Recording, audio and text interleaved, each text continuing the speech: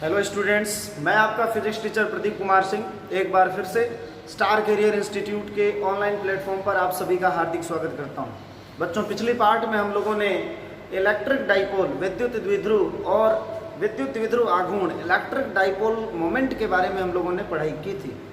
बच्चों, आज की क्लास में हम लोग इलेक्ट्रिक डाइपोल मोमेंट के कारण एक्सियल पोजीशन यानी अक्षीय स्थिति में विद्युत क्षेत्र की तीव्रता क्या होती है, किन्हीं दो पोजीशन में हमें फाइंड आउट करना होता है बोर्ड एग्जाम के अकॉर्डिंग। एक तो होता है बच्चों एक्सियल पोजीशन में, दूसरा होता है बच्चों इक्विटोरियल पोजीशन में, निरक्षीय स्थिति में। तो सबसे पहली स्थिति हम लोग पढ़ने जा रहे हैं, अक्षीय स्थिति में विद्युत क्षेत्र की तीव्रता क्या होती है। देखो बच्चों, हम लोग पढ़ने जा रहे हैं कि अक्षीय स्थिति में विद्युत क्षेत्र की तीव्रता क्या होती है। तो सबसे पहले हम यहाँ पर एक इलेक्ट्रिक डाइपोल लेंगे। यहाँ पर बच्चों ये इलेक्ट्रिक डाइपोल आप सभी को पता है कि माइनस क्यू है और ये क्या है बच्चों, प्लस क्यू है। इसके बीच में पॉइंट ओ है और ये डिस्टेंस ए होती है, ये होती है। टोटल कितनी होती है, 2a होती है। अब हमें एक्सियल पोजीशन में यानी अक्षीय स्थिति में एक्सियल लाइन पर एक पॉइंट एज्यूम करेंगे जो पॉइंट ओ से स्मॉल आर डिस्टेंस पर एक पॉइंट पी होगी। इसी पॉइंट पर हमें electric field intensity find out करनी है। एक बात ध्यान रखिए कि O से स्मॉल r दूरी पर अक्षीय स्थिति में एक बिंदु P लिए हैं और यहाँ से प्लस Q से इसकी दूरी क्या होगी, ये दूरी r है, ये a है। तो ये वाली डिस्टेंस बच्चों कितनी हो जाएगी, r माइनस a हो जाएगी। और ये दूरी a है, ये स्मॉल r है, तो यहाँ से यहाँ तक की दूरी कितनी हो जाएगी, ये r हो गई और ये a हो जाएगी। तो ये टोटल कितनी हो जाएगी बच्चों, r प्लस a हो जाएगी। तो फिर से एक बार देख लीजिए बच्चों, एक बार और मैं यहाँ पे डायग्राम आपको इलस्ट्रेट कर देता हूँ। सबसे पहले एक आप इलेक्ट्रिक डाइपोल बनाएंगे। यहाँ पर हो गया माइनस क्यू, ए पॉइंट पे, बी पॉइंट पे हो गया बच्चों प्लस क्यू। इनके बीच की डिस्टेंस क्या होती है, 2 है, तो ये ए हो गई और ये हो गई। हमें इलेक्ट्रिक फील्ड इंटेंसिटी यानी विद्युत क्षेत्र की तीव्रता फाइंड आउट करनी है अक्षीय स्थिति में। तो ओ से अक्षीय स्थिति में स्मॉल r दूरी पर एक बिंदु P प्राप्त कर लेंगे, ले लेंगे, जिस पर हमें इलेक्ट्रिक फील्ड इंटेंसिटी यानी विद्युत क्षेत्र की तीव्रता का मान बच्चों याद करना है। ये a है, ये r है, तो ये वाली दूरी कितनी हो जाएगी बच्चों, r माइनस a हो जाएगी। ये r है और ये a है, तो ये वाली दूरी बच्चों कितनी हो जाएगी, r प्लस a हो जाएगी। अब हमें इस P पॉइंट पर electric field intensity find out करने के लिए प्रॉपर डायग्राम बच्चों फाइंड आउट हो चुका है। जो P बिंदु पर बच्चों विद्युत क्षेत्र की तीव्रता का मान होगा वो माइनस क्यू के कारण और प्लस क्यू के कारण होगा। दोनों के मान को जब हम योगफल कर देंगे, जोड़ देंगे, तो हमें क्या प्राप्त हो जाएगा बच्चों, रिजल्टेंट इलेक्ट्रिक फील्ड इंटेंसिटी की वैल्यू फाइंड आउट हो जाएगी। तो ये अपना प्रॉपर डायग्राम है। इधर वाली डायग्राम को मैं बच्चों रफ कर देता हूँ। अब आप देखिए, सपोज कर लीजिए प्लस क्यू चार्ज की वजह से इलेक्ट्रिक फील्ड इंटेंसिटी क्या है, E1 है। प्लस क्यू चार्ज की वजह से क्या है बच्चों, E1 है, और माइनस क्यू चार्ज की वजह से क्या है बच्चों, E2 है। तो आपको बताया था मैंने एक दिन, बेसिक कंसेप्ट बच्चों पहले बता चुका हूं मैं कि अगर कोई प्लस क्यू चार्ज है तो इलेक्ट्रिक फील्ड इंटेंसिटी की जो डायरेक्शन होती है, दिशा होती है विद्युत क्षेत्र की तीव्रता की दिशा, प्लस क्यू से दूर की ओर होती है और माइनस क्यू की ओर होती है। तो विद्युत क्षेत्र की दिशा यानी इलेक्ट्रिक फील्ड इंटेंसिटी की बच्चों जो डायरेक्शन होती है, away from the positive charge and towards negative charge, plus Q से दूर की ओर होती है ई की दिशा और जहां माइनस क्यू होगा उसकी ओर होगी। तो आप सभी को पता है कि जो विद्युत द्विध्रुव आघूर्ण की दिशा है, जो पी की डायरेक्शन होती है, वो हमेशा माइनस से प्लस की ओर होती है।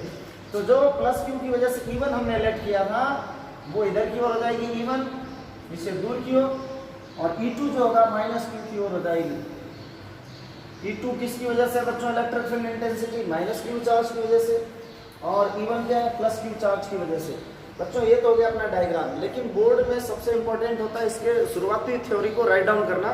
तो चलिए हम लोग इसकी थ्योरी राइट डाउन कर लेते हैं। माना एक विद्युत द्विध्रुव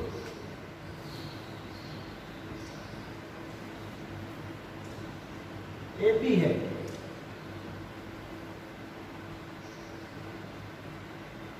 इसके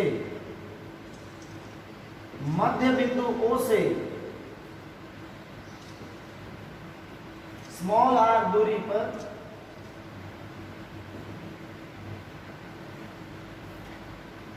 अक्षीय स्थिति में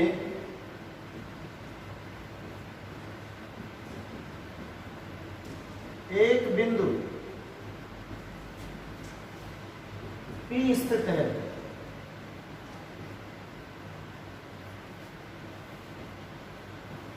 इसी बिंदु पर हमें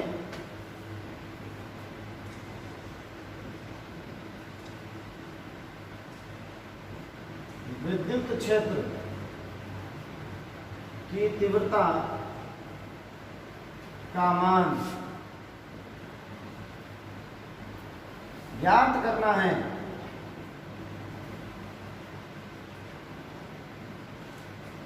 माना प्लस क्यू के कारण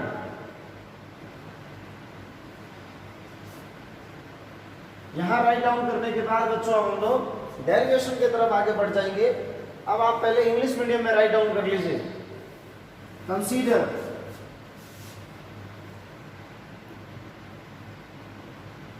an electric dipole AB and a point P is situated in axial position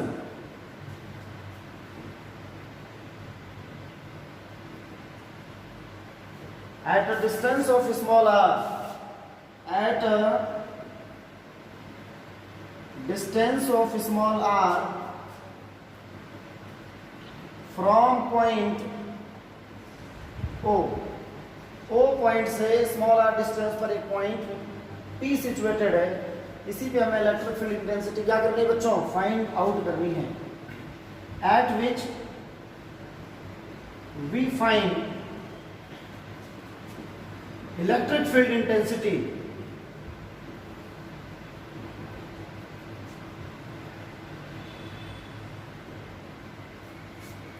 ये हो गया बच्चों अपना basic theory.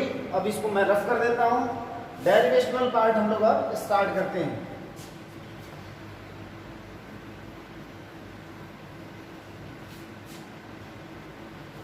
Suppose electric field intensity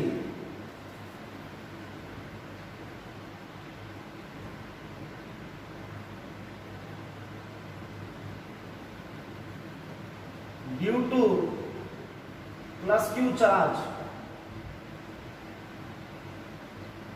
at point P is vector even. Vector even की डायरेक्शन बच्चों क्या होगी, इससे दूर की ओर होगी। तो वेक्टर इवन ई का फॉर्मूला क्या होता है, आप सभी को एक बेसिक कंसेप्ट बता दो बच्चों। अगर प्लस क्यू चार्ज है, यहाँ पे क्यू चार्ज है, तो इससे स्मॉल r डिस्टेंस पर एक पॉइंट P है।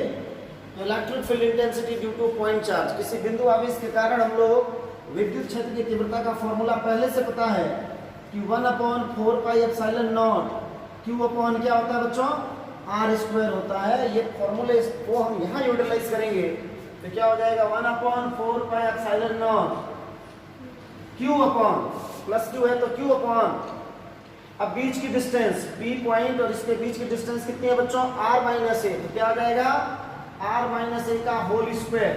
अब बात बता दें आप सभी को, मैंने बता दिया था कि इलेक्ट्रिक डाइपोल मोमेंट विद्युत क्षेत्र विद्युत द्विध्रुव आघूर्ण की जो दिशा होती है माइनस से प्लस की ओर होती है, यानी BP की ओर होगी। यानी यहाँ पे प्लस का P क्या पाएगा, यानी इसकी डायरेक्शन होगी जो द्विध्रुव आघूर्ण की दिशा होगी इवन की दिशा में होगी, इसलिए प्लस साइन आएगा। तो यहाँ पर ये होगा BP की ओर, BP की ओर, क्योंकि प्लस से हमेशा दूर की ओर काम करता है E की वैल्यू।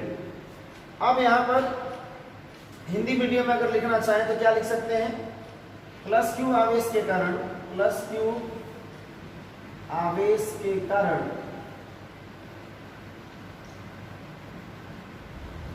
बिंदु P पर विद्युत क्षेत्र की तीव्रता, विद्युत क्षेत्र की तीव्रता क्या हो जाएगा बच्चों, E1 है तो E1 है तो वेक्टर E1 बराबर ये फॉर्मूला हो जाएगा, ये लिख देंगे हम लोग इंग्लिश में यहाँ पे लिखे हैं तो टुवर्ड्स VP, क्योंकि बच्चों बोथ मीडियम हम लोग लिख रहे हैं इसलिए थोड़ी प्रॉब्लम हो सकती है अपनी, तो आप दोनों में कोलैबोरेट करते हुए बच्चों नोट्स बनाते रहेंगे। तो E1 हो गया, E1 की वैल्यू क्या हो गई बच्चों 1/4πε0 Q/r - a का होल स्क्वायर, ये हो गया इक्वेशन नंबर फर्स्ट। इसी प्रकार बच्चों क्या हो जाएगा माइनस Q की वजह से, तो इलेक्ट्रिक फील्ड इंटेंसिटी EFI का मतलब क्या हो गया बच्चों electric field intensity due to minus Q charge, due to minus Q charge at point P is vector E2, यानी माइनस Q आवेश के कारण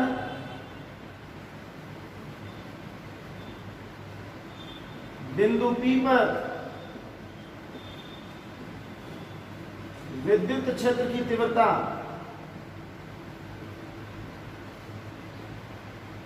क्या हो जाएगा बच्चों E2 है, E2 की वैल्यू क्या होगी बताइए, E2 की वैल्यू हो जाएगी 1/4πε0, यहाँ तो प्लस Q था तो एक प्लस Q आ गया, अब क्या होगा बच्चों माइनस Q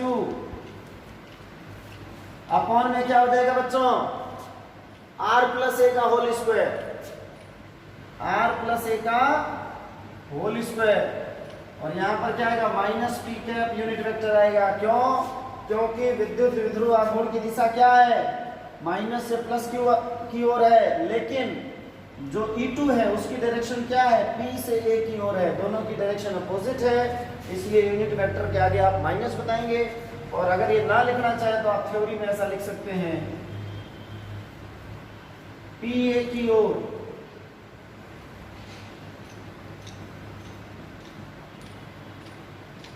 टुवर्ड्स PA, ये हो गया अपना इक्वेशन नंबर बच्चों सेकेंड। यहां से अगर यहाँ पर देखो यूनिट वेक्टर यहाँ पर आप देख लिए हैं, तो अगर यहाँ पर इस माइनस को यहाँ पर आप कंसीडर ले लिए हैं तो यहाँ पर लिखने की जरूरत नहीं है, क्योंकि हमने यहाँ पर डायरेक्शन वाइज यहाँ पर माइनस साइन को कंसीडर कर लिया है। अब इन दोनों का जो सम होगा बच्चों, यहाँ P पॉइंट पे एक इधर काम कर रहा है एक इधर काम कर रहा है, दोनों एक दूसरे के अपोजिट हैं, जब इन दोनों का हम वेक्टर सम ले लेंगे तो वही क्या हो जाएगी रिजल्टेंट इलेक्ट्रिक फील्ड इंटेंसिटी हो जाएगी। तो आप यहाँ तक राइट डाउन कर लिए होंगे, अब मैं इधर रफ करके आगे की थ्योरी कंटिन्यू करता हूँ। अब आप देखिए यहाँ पर सो रिजल्टेंट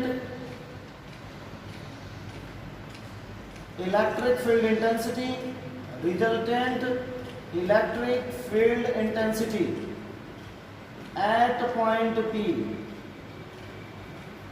अतः बिंदु P पर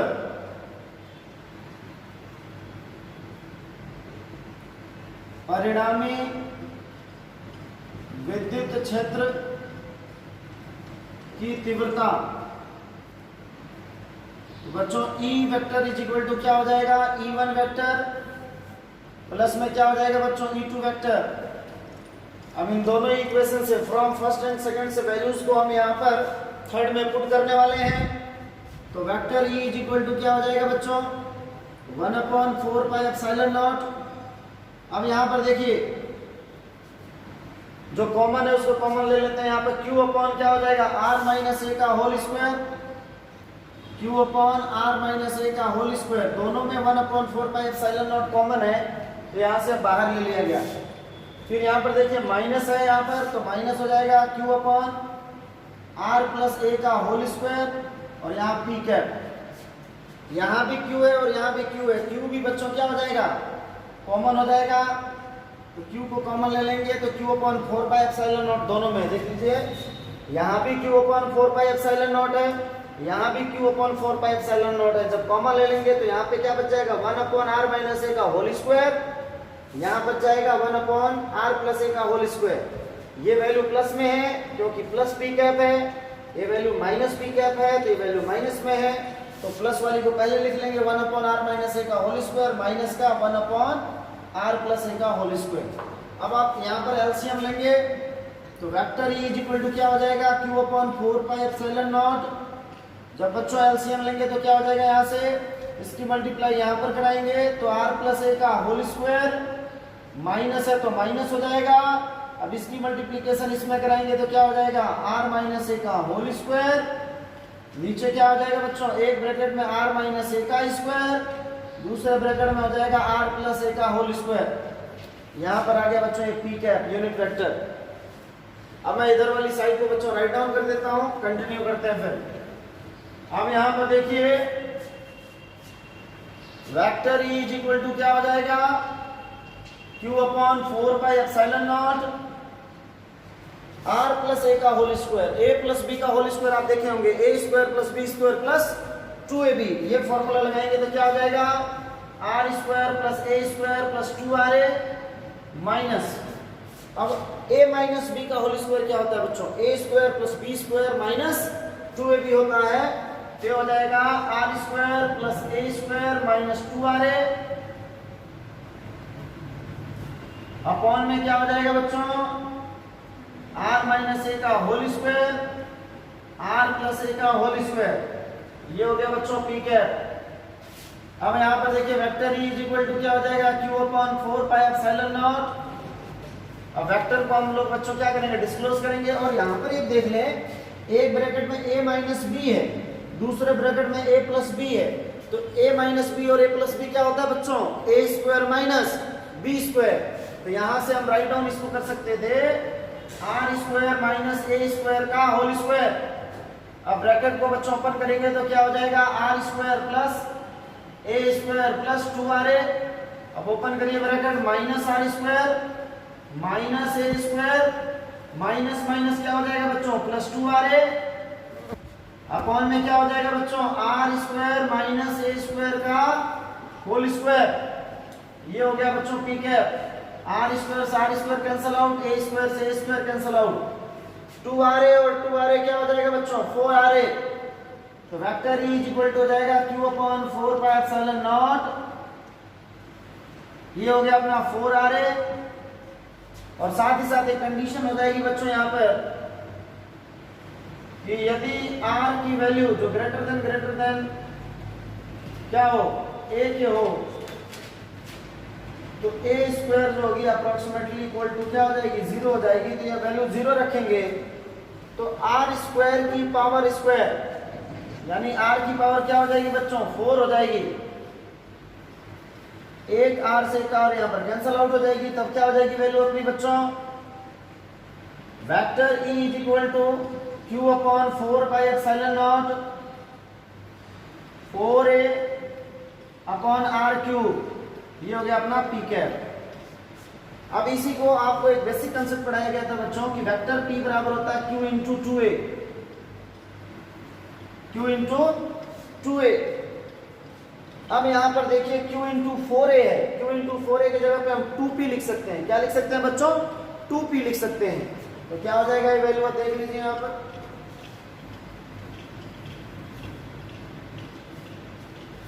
vector E is equal to 1 upon 4 pi epsilon naught 2P vector upon R cube, यहाँ P कैप। आप चाहे बच्चों यहाँ पर तो R कैप भी लिख सकते थे, P कैप जो यूनिट वेक्टर आपने P लिया है, आप चाहते तो R भी लिख सकते थे। चाहते यहाँ पे तो R कैप, शुरुआती तौर से ही आप R कैप लिखते आते तो R कैप हो जाता यूनिट वेक्टर।